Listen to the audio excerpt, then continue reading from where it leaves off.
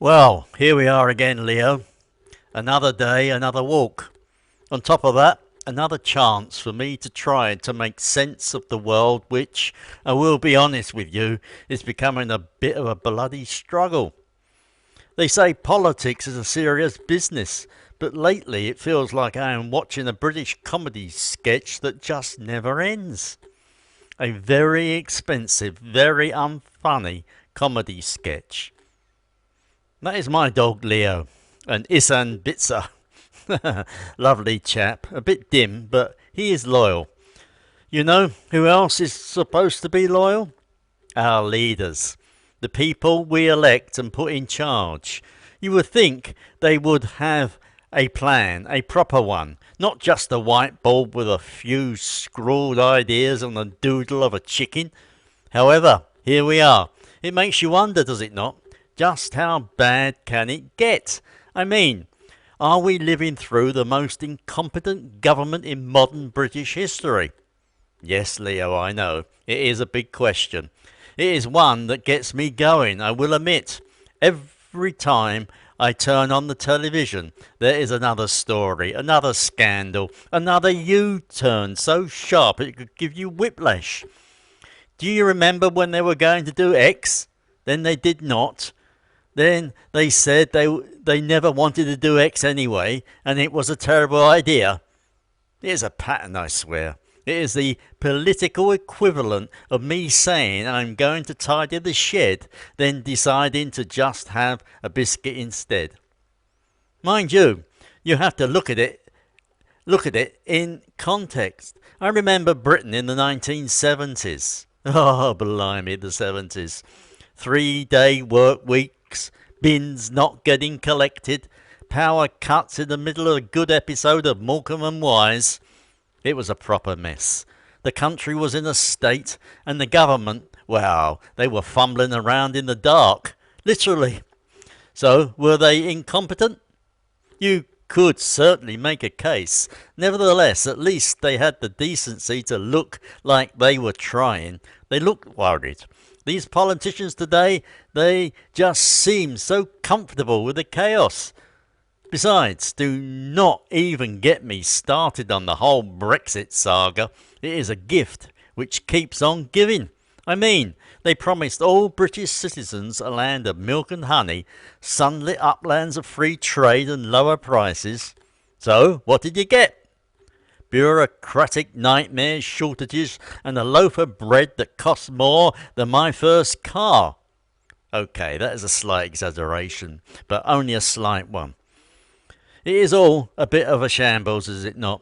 You would think with all those posh schools and expensive suits, they would be able to negotiate a decent deal for a few million British people.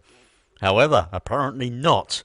It is like watching someone trying to do a jigsaw. They have all the right pieces, but they just cannot put them in the right place.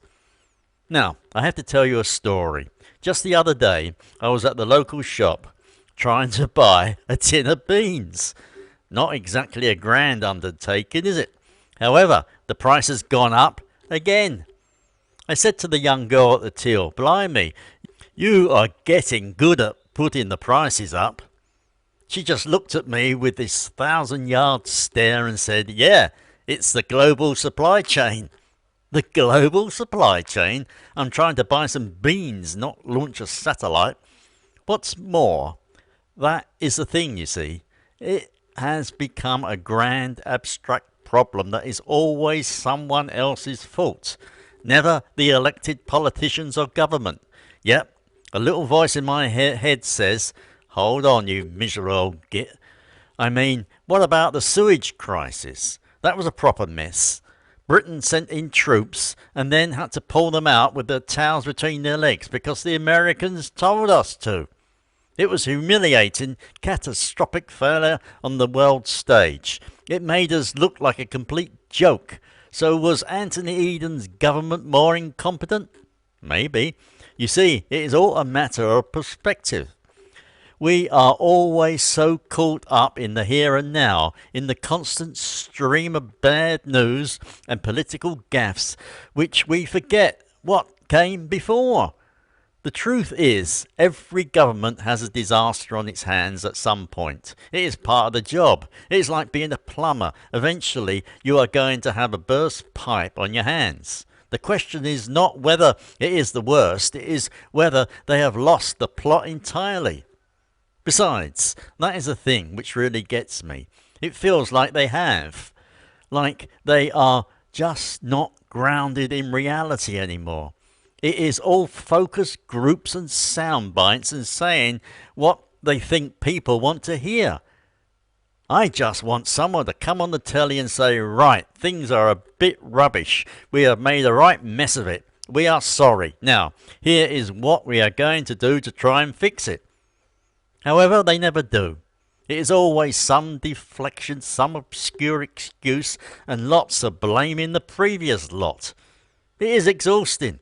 It is like trying to get an honest answer from Leo about who chewed my flip-flops. It is a mystery, apparently.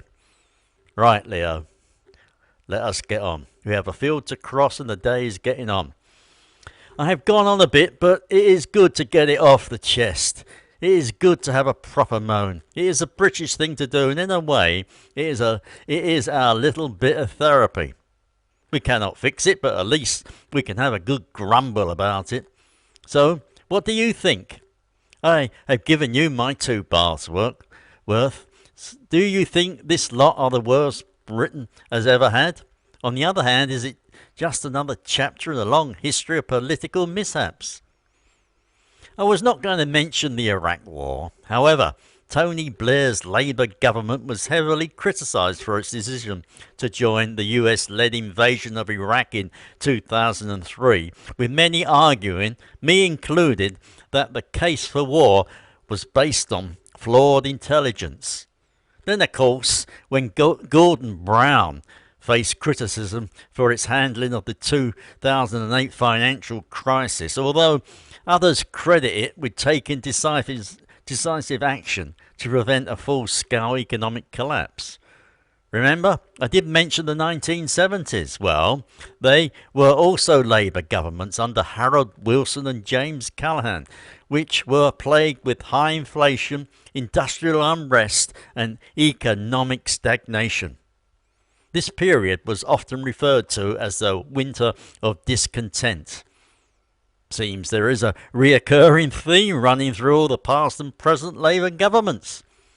Let me know your thoughts in the comments. In addition, while you are at it, maybe tell me who you think was even worse.